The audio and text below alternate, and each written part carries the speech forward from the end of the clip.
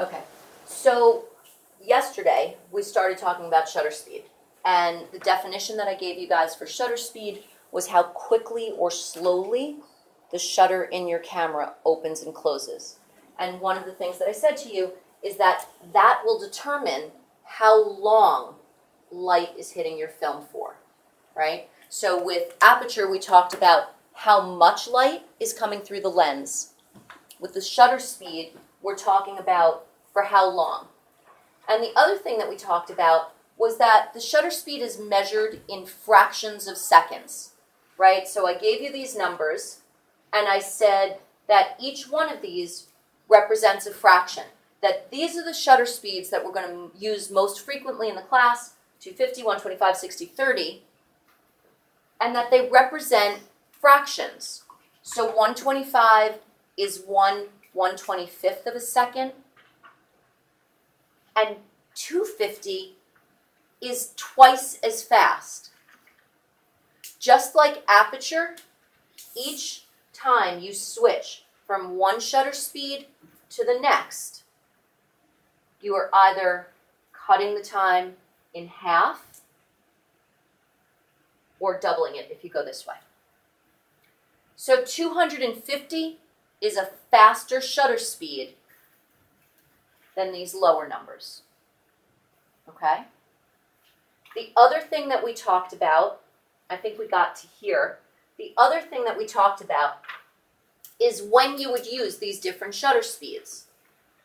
So the first thing that I told you is that if you're shooting in a situation where you have pretty good light, right, you have ample light, then you can be at a faster shutter speed, even 125. But if you're shooting in a situation that's low light, then you're going to need to use a lower shutter speed. Low light, low shutter speed. I'd like you to write down the definition for low light. We didn't do this yesterday. The definition of low light is not just nighttime or lights out. Low light is anything inside. So even if I had all the lights on in this room, if I went to take a picture without a flash, it would be too dark. My camera would ask me to move down into these lower settings. The other thing that I had mentioned to you guys yesterday is that if you shoot at a shutter speed below 60,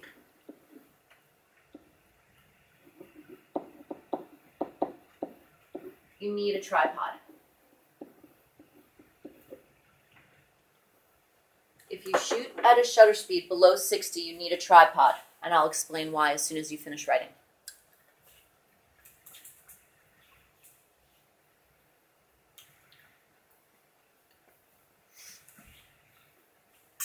And in my demonstration, I'll exaggerate first. When I'm holding my camera at a shutter speed of lower than 60, just the mere act of me breathing will make my camera move and create a blurry image. So I'll exaggerate. That was an exaggeration.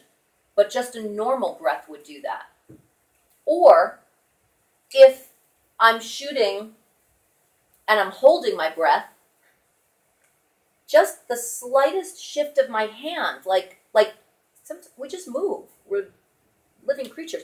So just moving that much, that's going to create a blur. I don't even know if that move was particularly perceptible, but that's going to create a blur in your picture. So anytime you're shooting below 60, you're going to use a tripod. Now, with aperture, we talked about the fact that your aperture controlled two things in your camera. Let's have a reminder on that. What are the two things on the camera that your aperture controlled? North side, give me one. Aperture controls Field.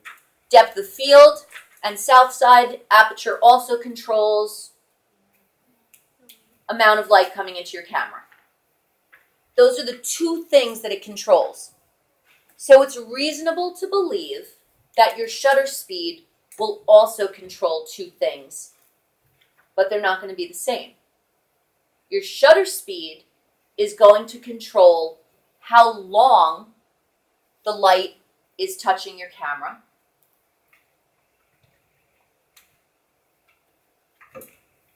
Nope, wrong one. How long the light is touching your camera, your film, sorry. How long the light is touching your film. It's also going to control whether or not you can stop action in your photograph, in your image. And I'll explain what that means. It's going to control how long the light is coming into your camera for, how long it's touching your film. And it's going to control whether or not you can stop action.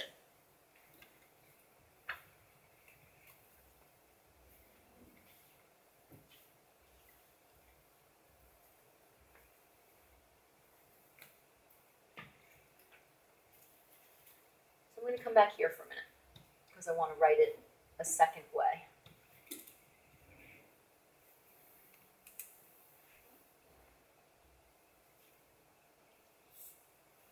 If you still have access to this drawing that you did yesterday and you want to add this part that's in black underneath it, you can. At 250, and if you want to just redraw those numbers, if I just gave you anxiety and stress, I apologize. Just redraw those numbers. At 250, you can stop action for greater detail. I'll give an example in a minute because I know you're going to keep writing. At 30, you're going to potentially use the shutter speed to show motion or blur of movement. You can use the low shutter speed just because it's low light, but you can use it to show motion on a regular sunny day. And I'll show you a picture in a minute. Types of things that you might use a low shutter speed for to to show blur. Let's say there's a beautiful waterfall, and rather than showing every droplet of water crisp, you want it to be a blur so that you see the motion. If you use a low shutter speed, you'll get that blur. Let's say you want to take a portrait of someone standing in front of a moving train on a subway station. They can be in focus, the train can be a blur. If you use a low shutter speed with a tripod so that the person is in focus. And I will show you some examples.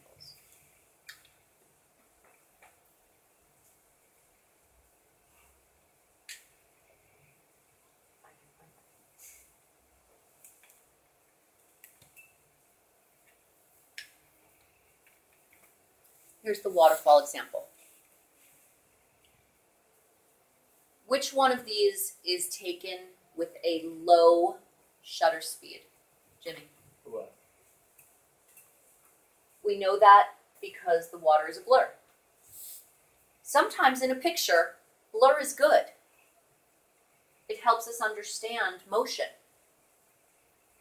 But maybe you want everything in focus. So you can use a high shutter speed to stop the action of that water. These are the moments where not being on an automatic setting in your camera matter. You wouldn't have these choices if you were shooting automatic. Your camera would make the decision for you.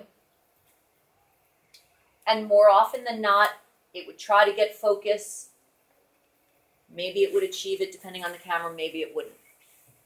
This is where you can start getting a little bit more artistic. So let's talk about the f-stop. Do we have a high depth of field in these pictures? Is the background, is everything in focus? So what kind of f-stop, high or low? High depth of field. The high. High f-stop. High depth of field, high f-stop. This picture also has a high depth of field, but I want you to really look at it because even though it's got a high depth of field, it is slightly lower. There are some areas that are a little softer. There had to be a compensation with the lighting. Okay? So you're constantly juggling the two settings, the f-stop and the shutter speed, to work together. And if you're thinking to yourself, well, how am I supposed to know? That's our next lesson. That's when we look at the light meter in the camera, and that light meter is going to help you figure that out. I'm going to show you a couple more examples.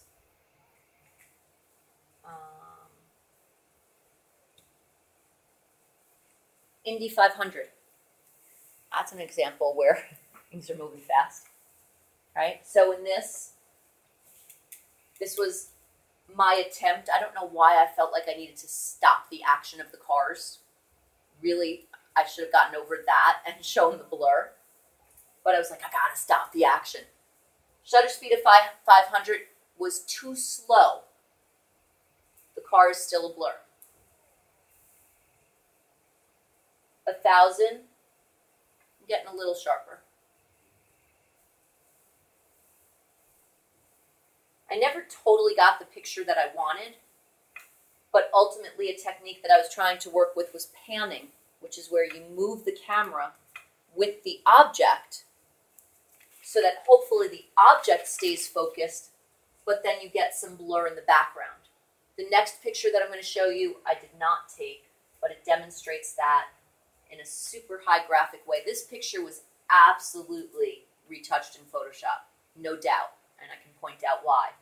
But this would be an example of a pan, potentially, right? So this stuff gets the blur, and the reason I think it's a pan is because it's not just the cars moving, the buildings, which should be still and sharp, aren't. So that leads me to believe that there was a pan. The car stays sharp. The reason I say it looks photoshopped is because it doesn't make sense that these sides are blurred. They should still be in the same depth of field as all of this other stuff. So that was a creative decision on the sides there.